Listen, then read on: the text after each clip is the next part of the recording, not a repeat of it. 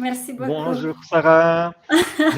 J'ai terminé juste à temps. Oui, je suis impressionnée, je dois le dire. Vous avez été spectaculaire. Ah, Exactement, maintenez synchrone. les hemlines. C'était Voilà, waouh. synchrone. Alors, Sarah, je vais vous présenter. Donc, Sarah est une grande spécialiste de l'agence LEAP. Ça s'écrit comme ça? LEAP? Oui, oui, c'est correct. Voilà. LIIP, ouais. IIP, qui est une des plus grandes agences de développement web et SEO en Suisse, hein. C'est quand même Oui, une grosse référence. Vous êtes également cofondatrice avec Isaline de Oceaneer Switzerland, oui. qui est une organisation à but non lucratif qui organise des rencontres autour du SEO.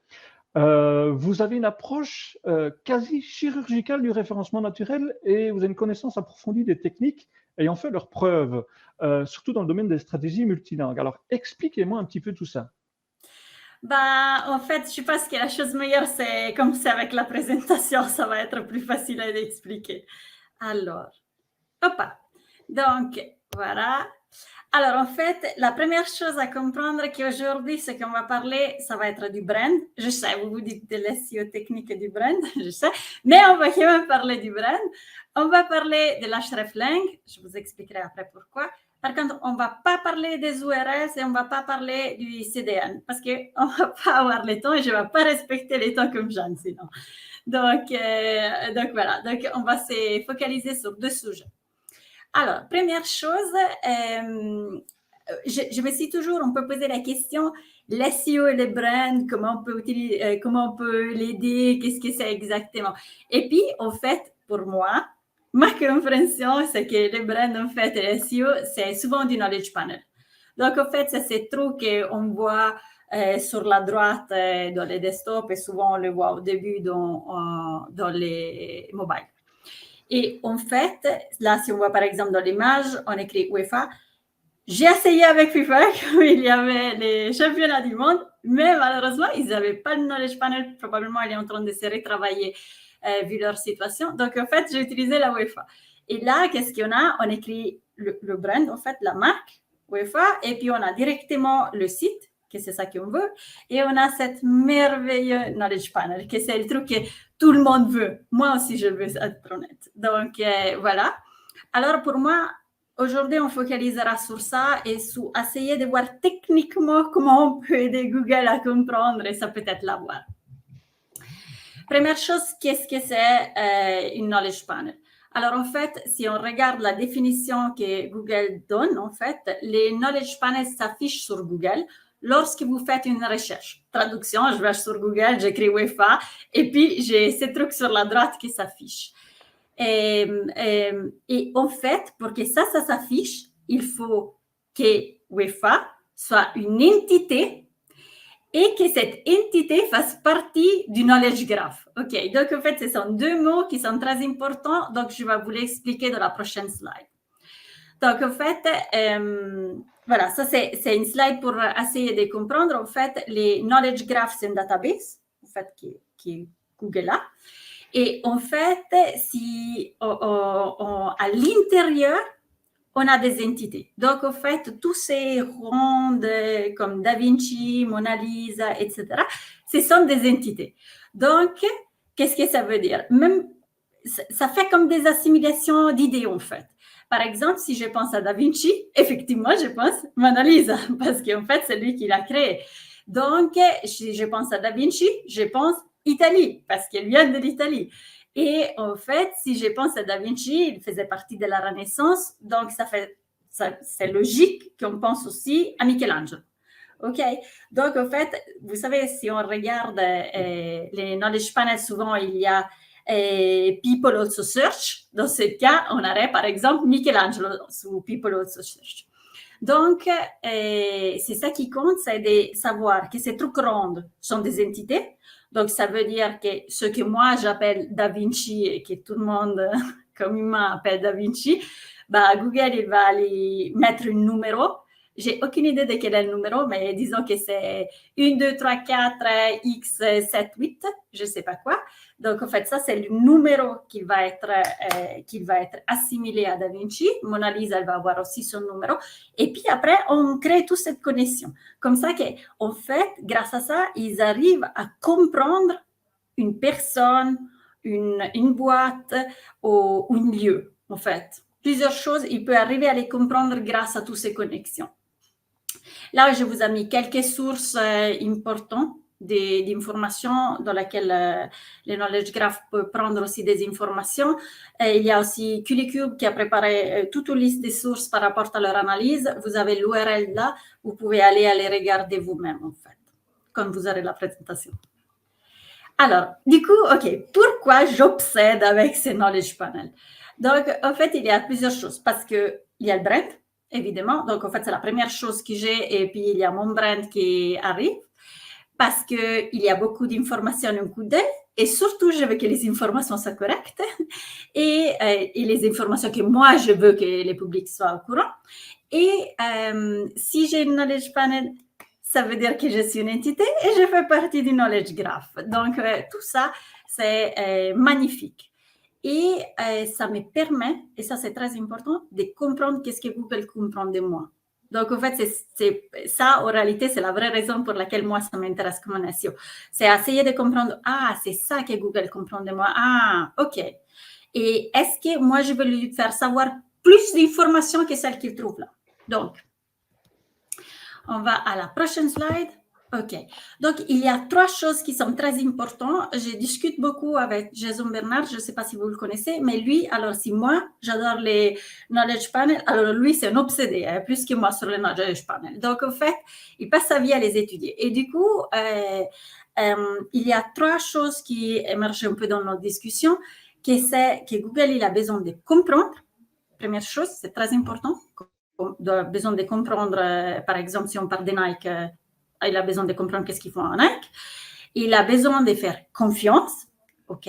Donc, en fait, il faut corroborer les sources. Donc, si on dit que Nike fait des chaussures de course, ben, en fait, il doit trouver des autres informations pour corroborer cette information qui fait des chaussures de course. Et puis, il faut de la pertinence. Maintenant, je vous montre tout ça dans un exemple. Alors, moi, j'ai une Knowledge Panel. Chose qui c'était super cool au début, jusqu'à quand j'ai compris qu'il est vide. Donc, en fait, ça ne veut rien, mon Knowledge Panel. Et pourquoi il est vide? Ben, en fait, on voit que Google comprend qui je suis. Première chose, top, il me comprend.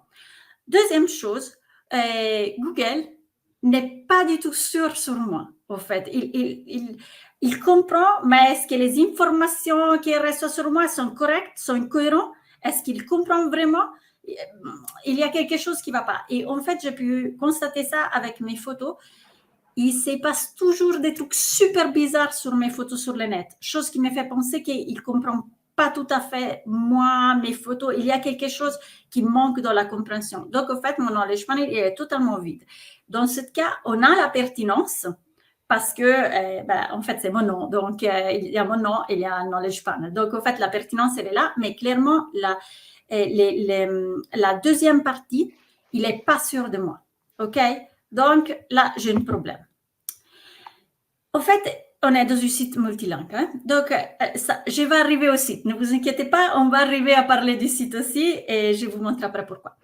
Et donc, en fait, tous les Knowledge Panels ne sont pas forcément les mêmes. Par exemple, en Grande-Bretagne, si je suis en Angleterre ou si je suis en Amérique, même si j'écris en anglais, on a 2 Knowledge Panels qui sont différents. Comme vous voyez, celle américaine, par exemple, il a Popular Products. Je veux dire, tout le monde veut avoir Popular Products. Donc là, on a ça, mais on ne l'a pas en Angleterre. Si je suis en Amérique et j'écris en espagnol, parce que c'est ma langue maternelle, disons l'espagnol, ben, en fait, je vois qu'en Amérique, en espagnol, j'ai complètement une Knowledge Panel différent. Je n'ai même pas la référence sur mon site web, je n'ai pas les Popular Products. C'est un peu déprimant, disons, c'est l'espagnol. Donc, tout cela, ça pose des questions. Comment on peut expliquer cette différence? Ben, on sait la pertinence. On a regardé, ben, en fait, la pertinence est fondamentale. On sait que pas tous les utilisateurs sont les mêmes. Par exemple, les utilisateurs espagnols, ça peut-être qu'ils ne sont pas les mêmes que les utilisateurs, les utilisateurs espagnols en Amérique ne sont pas les mêmes que les utilisateurs américains qui parlent anglais. Donc, ça peut être que ça peut jouer aussi un rôle. Il y a des différentes caractéristiques par pays. Par exemple, les Popular Product, je ne suis pas sûre que je l'ai vu ailleurs qu'aux États-Unis. Donc, probablement, c'est quelque chose qu'on trouve pour le moment qu'aux États-Unis. Et maintenant, ça vient de la perle. Les trucs super importants qu'il faut garder dans l'esprit, c'est l'information fournie par les entreprises. Et c'est là que votre site web, j'espère que c'est votre site web, des fois c'est malheureusement les social networks, mais c'est là que votre site web, il joue un rôle. Et là, ça s'appelle Entity Web. C'est un concept qui a été développé par Jason Bernard, regardez Kuliku. Et en fait, qu'est-ce que c'est le concept? C'est, attendez, on va après, voilà. Alors, en fait, l'idée ici, comment lui il décrit, c'est en fait que l'Entity Home est une page web connue par Google comme source d'autorité pour les informations concernant une entité donnée. Traduction, votre site web, la home page ou About Me page, vous avez toutes les informations à l'intérieur, vous pouvez fournir toutes les informations et par exemple, Google peut utiliser ça pour corroborer, je pense qu'on dit corroborer, Jeanne, c'est juste corroborer. Corroborer, merci. Corroborer les informations qu'ils trouvent sur le web. Et ça peut être ajouter des informations en plus. Donc, en fait, beaucoup de gens sous-évaluent l'importance des landing pages ou About Us page. Donc, en fait, qu'est-ce qu'on va faire? On va utiliser à notre avantage cette Entity Home. Je vous donne un exemple théorique. J'ai 2 minutes pour cette partie, donc on va aller super vite. Alors, en fait, je travaille chez LIP, comme on disait. Et du coup, LIP, elle est assez connue en Suisse. Donc, j'ai écrit LIP AG. Et en fait, qu'est-ce que j'ai? En fait, j'ai mon knowledge panel en Suisse. En fait, si disons que LIP décide d'aller à New York, d'ouvrir un bureau à New York et de vendre les services du développement web à New York, en fait, c'est pas très pertinent, non, pour Google actuellement, parce que tous nos bureaux sont en Suisse. Il n'y a pas de connexion, en fait. Il n'y a pas de connexion. Donc, il n'y a pas de connexion. Je regarde là et je me dis, LIP, il se pose quand même la question. Est-ce que c'est vraiment ça les résultats que tu voulais? C'est vraiment LIP AG, celle qu'il y a en Suisse? Si tu es en Amérique, pourquoi tu ferais ça? Alors, au fait, nous, on sait que le problème, c'est la pertinence. Donc, qu'est-ce qu'on va faire maintenant? On va aider Google avec notre site web et avec notre Entity Home. Donc, dans ce cas, on hypothèse que l'Entity Home, c'est la home page. Donc, on va utiliser notre Entity Home et on va lui fournir les informations qu'il nous faut. On va créer une page équipe dédiée à l'équipe New York. Et pour chaque page équipe New York, pour la page équipe New York, on va créer une page pour chaque personne qui travaille à New York. Et tout ça, on va bien les rober avec du schéma, en fait. Donc, si on commence à qu'est-ce que je vais écrire dans ma Entity Home, dans la home page? Il faut que j'annonce dans la home page, dans ma Entity Home, que j'ai ouvert un bureau à New York. Donc, moi, je ne suis pas très forte dans les contenus, je dois dire. Donc, qu'est-ce que je peux faire? J'écris mon contenu là pour voir si ça fait du sens. J'ai des NPA. Google, il a un API. OK? Je pense API. API, OK, je peux dire en anglais, API, OK, grazie. J'ai un API et en fait, là, je peux l'utiliser, mettre les textes. Et puis, en fait, on peut regarder, du texte que j'ai créé, j'ai des entités. J'ai des entités qui font du sens ensemble. J'ai aussi une salience score, mais ça, c'est un détail, on en parlera une autre fois. Mais j'ai des entités, elles font du sens ensemble. J'ai l'IPAG, j'ai mon office et j'ai New York. C'est exactement ce que je veux. Je veux qu'il fasse la connexion pour ça. Maintenant, j'ai créé ma structure dans le site. Il y a Jean qui a parlé beaucoup aussi de l'internal linking et tout. Là, je vais mettre mes pages, créer mes pages, par exemple, dans la page du bureau de New York. Je vais parler de Mike Jordan, non complètement inventé, ça n'existe pas, mais pour vous faire comprendre, c'est quelqu'un qui travaille à New York et c'est le sales de l'IP à New York.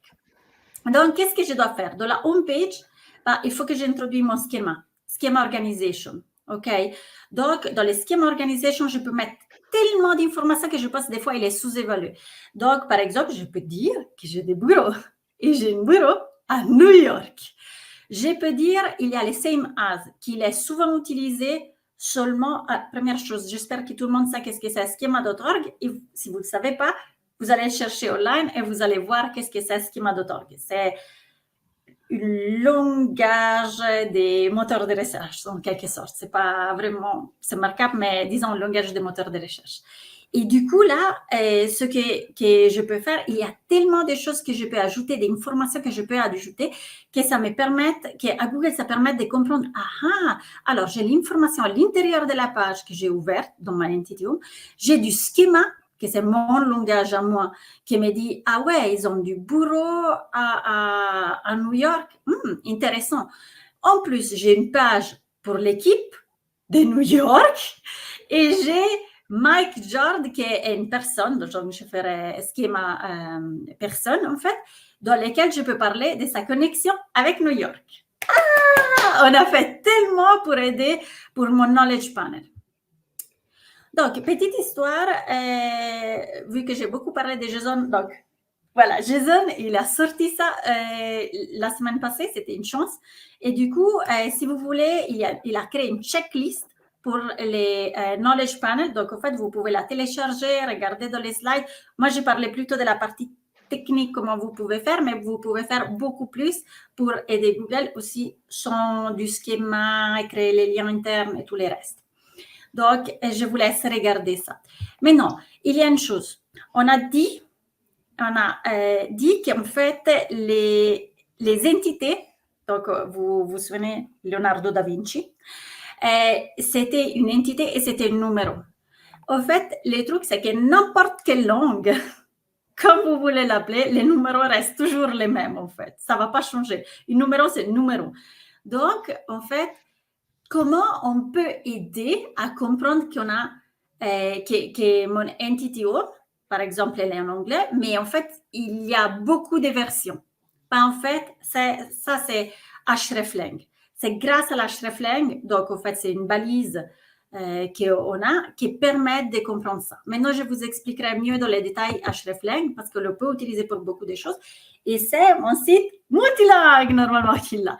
Alors, en Suisse, moi, je viens de ce pays. C'est le bordel. Alors, on a du français, d'allemand, italien. Moi, je viens de le côté italien. Et on a une langue super bizarre qui s'appelle Rätoromänsch. Et j'ai connu une personne qui les parle, mais quand même, on a 4 langues en réalité. Donc, maintenant, si je suis en Suisse alémanique, à Zurich, moi, je veux que mon site, il me présente une version suisse-allemande du site web. Je ne veux pas recevoir une version française que je ne comprends même pas la langue. Du coup, quoi vous voulez obtenir en utilisant hreflang? Vous voulez que les utilisateurs soient dirigés vers la version linguistique correcte de la page. Donc, ça, c'est un exemple. GLC, c'est une marque de montres assez connue en Suisse et ailleurs d'ailleurs. Donc, en fait, si moi j'écris sur Google en Suisse « montre pour femmes GLC », ben, en fait, je veux être présentée avec la version du site suisse en français. C'est même chose en allemand. « Uhren für Frauen GLC », ben, je veux ma version allemande. Donc, si on va continuer, j'applique la même logique aux États-Unis pour l'anglais. Donc, en fait, je veux toujours être présentée avec la même version. Mais du coup, qu'est-ce que c'est cette hreflang? En fait, cette hreflang, c'est rien d'autre qu'un truc technique que ça permet d'aider les moteurs de recherche. En fait, il y a 3 façons de créer cette hreflang. Une, c'est de l'écrire dans les codes. Une, c'est de le mettre dans les HTTP header, mais on ne va pas discuter de ça et non plus de l'XML attribute statement. On ne va pas discuter de ça, on va focaliser sur la façon la plus commune de l'utiliser. À ma connaissance, c'est la plus commune. Ça peut être parce que c'est celle que moi j'utilise. Donc, en fait, si vous ouvrez votre code, je ne sais pas, avec les développeurs tools, je ne sais pas quoi, ce que vous pouvez voir, c'est que si vous avez à l'intérieur du code des alternates, donc de l'hreflang, il y aura écrit, c'est une link, ça on peut voir que c'est une link, dans lequel il y a écrit alternate, parce que c'est la version alternative. Donc, en fait, plutôt qu'être anglaise, il sera, si la page principale c'était en anglais, bah, en fait, on l'aura en suisse-allemand. Donc, on a la version alternative et ici, on a la langue et les pays. Alors, CH, c'est suisse. Hein? Donc, en fait, ça veut dire allemand pour la Suisse. Et puis, on va sélectionner l'URL qu'on veut que ce soit présenté. Donc, en fait, je veux que soit présentée la version suisse-allemand de ma page. OK. Première chose, hreflang, c'est un truc magnifique, mais malheureusement, c'est pas une obligation pour Google de respecter. Donc, des fois, il respecte, des fois, il fait un peu ce qu'il veut. Hein. Donc, c'est pas que Google qui l'utilise, Yandex l'utilise. Bing, ils ont la documentation pour ça, mais ils ont dit quand même qu'ils préfèrent des country code language, que dans les codes, c'est écrit au début. Donc, il les prend en considération, mais moins qu'un autre facteur. Baidu, je ne sais pas. Je demanderai à Véronique à être honnête, parce que probablement Véronique peut me répondre à ça. J'ai aucune idée. D'après Véronique, tout à l'heure, elle disait que Baidu n'en tenait toujours pas compte. Ah bah, j'ai la réponse. Merci beaucoup. Alors, maintenant, si vous n'avez rien pigé de ce que je dis jusqu'à maintenant, ce n'est pas grave. Ce qui compte, c'est que vous comprenez ces 3 points. OK, donc en fait, les 3 points, ça veut dire que techniquement, quand on va implémenter hreflang, il y a 3 choses à prendre en considération. Première chose, chaque fois que vous écrivez l'hreflang, si je suis sur la page anglaise américaine, donc en fait, je suis sur ma page avec l'URL probablement ENUS, OK, pour vous faire comprendre avec tous les contenus américains. Bah, en fait, si je trie dans mon code, il faut que je fasse référence dans l'alternate à cette page. Ça veut dire que j'écrirai alternate, je mettrai les codes English US et je ferai référence à la page que je suis en train de regarder. Deuxième chose, c'est qu'il faut que les URL soient absolus. OK, là, vous avez l'exemple. Et troisième chose, il faut qu'ils soient bidirectionnels. Attention, bidirectionnel. Je suis sur la page US, donc américaine. J'ai fait référence à la page suisse, allemande. Dans la page suisse-allemand, je dois faire référence à la page américaine. Donc, j'ai 2 links qui vont chacun dans la direction opposée et une fait référence à l'autre et vice-versa. A, B, B, A. OK? Donc, j'ai très peu de temps, donc on va couper un peu. Les ISO-codes, vous regarderez vous-même parce que moi, je fais toujours confusion. Je fais cette slide pour moi-même en réalité.